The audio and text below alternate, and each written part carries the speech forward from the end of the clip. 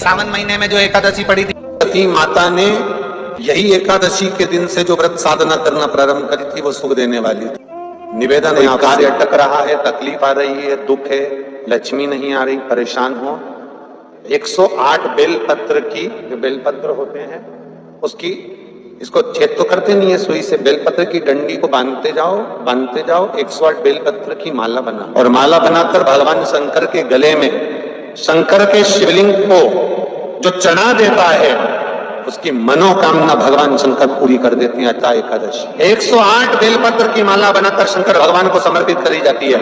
माता लक्ष्मी ने भगवान विष्णु को पाने के लिए तुलसी की माला बनाकर समर्पित, जैसे सती ने शिव को पाने के लिए, कामना को पूर्ण करने के लिए। शास्त्र कहता है घर के बुजुर्गों को, घर के बड़ों को, जेठ जेठानी हो, सास ससुर हो, घर में जो तुम्हारी उम्र से बड़ा हो, उसको आज पीला फूल या पीली चने की दाल या पीला वस्त्र, कुछ भी पीली सामग्री आज घर के बड़ों को देना चाहिए।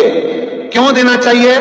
तो शिव महापुराण की कथा कहती है कि जो शुक्ल पक्षी की एकादशी के दिन पीली वस्तु का दान दे देता है, घर के किसी ब्राह्मण को देने नहीं जाना, किसी मंदिर में देने नहीं जाना, आपके ही घर में, आपके ही घर के बड़ों को किसी भी पीली चीज का दान कर सकते।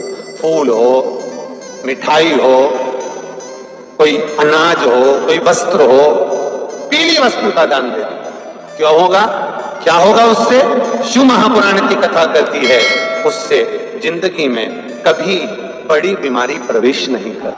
कि भगवान शिव के मंदिर में अगर हम प्रवेश नहीं भी कर सके, मान लो शंकर के द्वार पर, शंकर की चौखट पर, शिव के द्वार हम नहीं पहुंचे, तो शिव महापुराण की कथा कहती है जो जल देवाधिदेव महादेव को समर्पित कर कर आ रहा है, जो भगवान शंकर को मात्र जल समर्पित कर कर आ रहा है या समर्पित करने जा रहा है, मात्र उस शिव भक्त का मस्तक पर त्रिपुंड लगाने वाला, तिलक लगाने वाला, गले में रुद्राक्ष धारण करने वाला या शिव जी पर एक लोटा जल चढ़ाने वाले का मात्र हम दर्शन भी कर लेते हैं तो हमारे कोटि कोटि पाप समाप्त हो जाते हैं, मात्र शिव का दर्शन। और तेरी कृपा बिना न हिले एक भी अणु, लेते हैं श्वास तेरी कृपा से तनु तनु, बखान क्या कर। नीचे जो अक्षत रखा जाता है वो उन्नति के लिए रखा जाता है, शंकर के शिवलिंग पर जो अक्षत रखा जाता है वो रोग मुक्ति के लिए रखा जाता है, अशोक सुंदरी पर जो अक्षत रखा जाता है वो संतान प्राप्ति के लिए रखा जाता है, षडानंद कार्तिकेय की ओर जो अक्षत रखा जाता है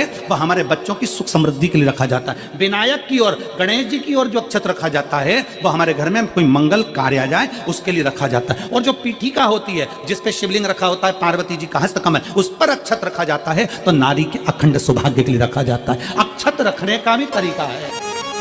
एक कहां रखा जाता है, क्यों रखा जाता है कि पद्म पुराण में लिखा है और विष्णु पुराण में, एकादशी के दिन द्वादशी भी पड़ जाए, एकादशी के दिन त्रयोदशी भी पड़ जाए, मतलब एकादशी, द्वादशी और त्रयोदशी तीनों तिथियां एक साथ पड़ जाए और उस दिन एकादशी का व्रत जो रख लेता है उसको हजारों एकादशी का पुण्य फल प्राप्त हो जाता है। फिर वो जिंदगी में एकादशी करे चाहे ना करे।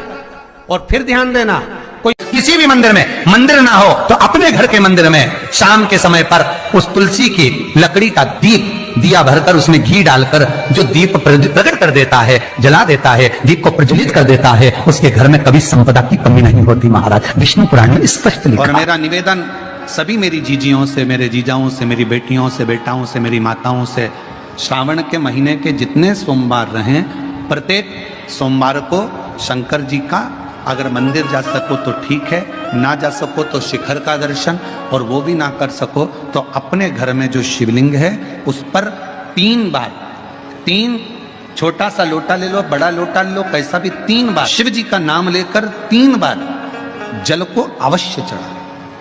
जितने सोमवार पड़े श्रावण के महीने में आप 3 बार, भले 1 लोटा जल है उसी को रोक रोक कर 3 बार चढ़ाओ, और 3 बार चढ़ाओ। जैसे शिव मंदिर में 3 ताली का नियम है, सावन महीने में 3 लोटा अर्थात 2 लोटा जल पर रुककर 3 बार अगर जल चढ़ाया जाता है तो ब्रह्मा, विष्णु और महेश उस जल को स्वीकार कर कर तेरे घर का भंडार भर देते हैं। 3 बार।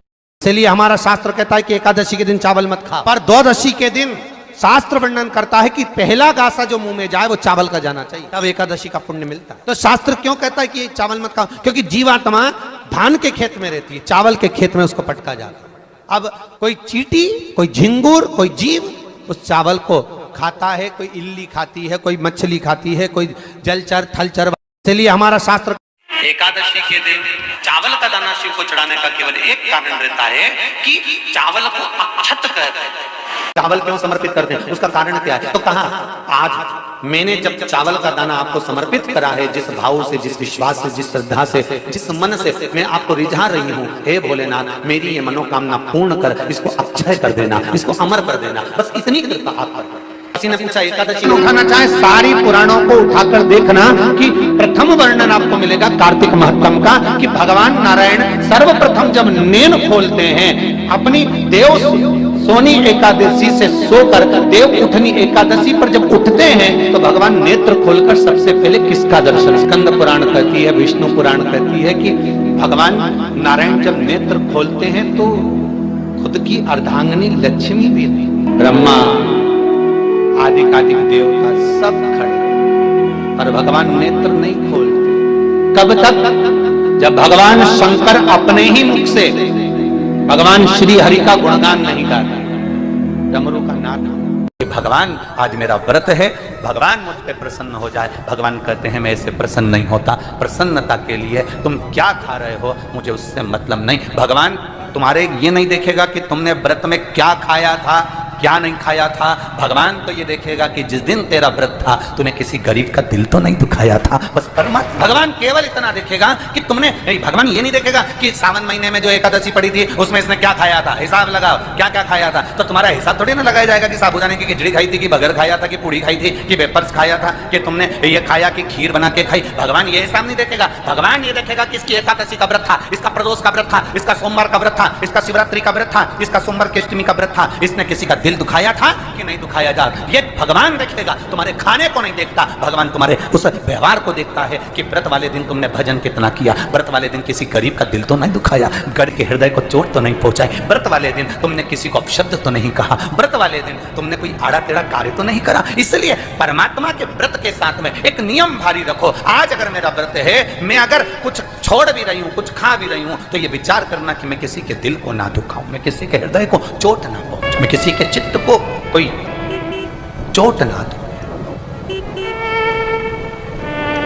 मरने के बाद कितने लोगों को भोजन कराया ये मायना नहीं रखता।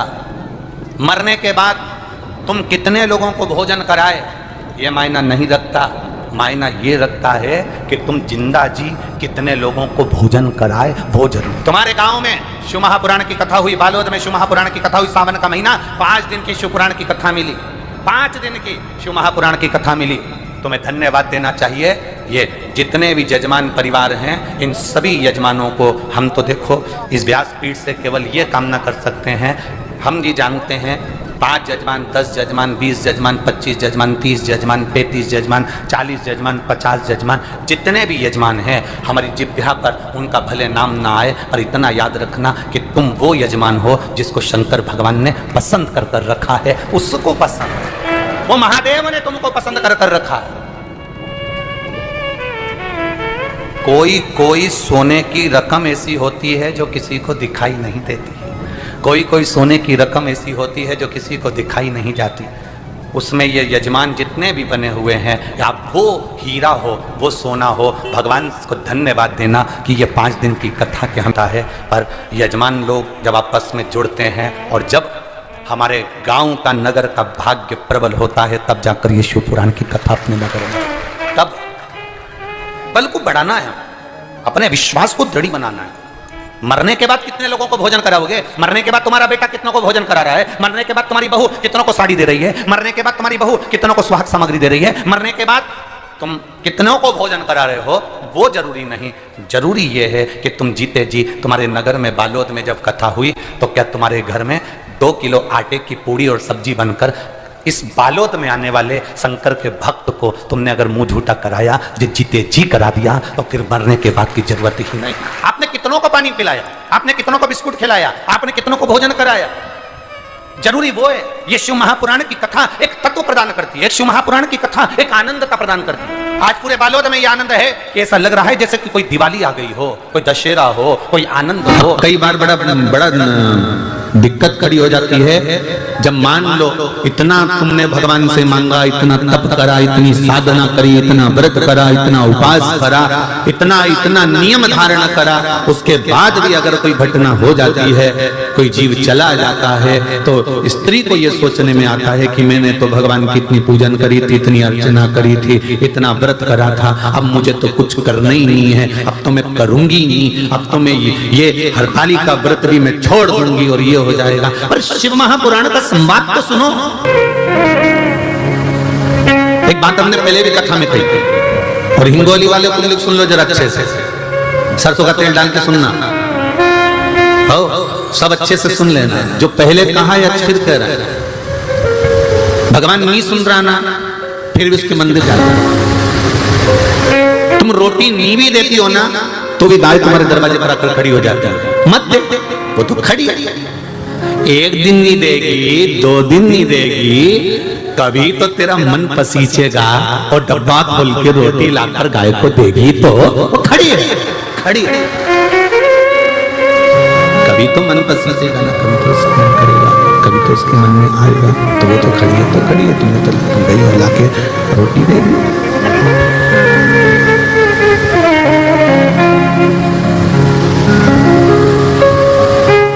अब जो होना था हो गया, घटना तक घट गया, पर शिव महापुराण की कथा कर रही है व्रत नहीं छोड़ना, व्रत हरतालिका का करते रहना। क्या होगा उससे, क्या फल मिलेगा उससे?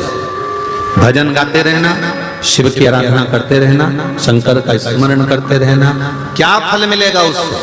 तो कहा ये कोई पूर्व का कर्म का भोग होगा जिसके कारणवश हम अखंडता लेकर नहीं गए, पर हमारा जब अगला जन्म होगा तब हम अखंड सौभाग्यवती होकर जाएंगे, ये निश्चित है।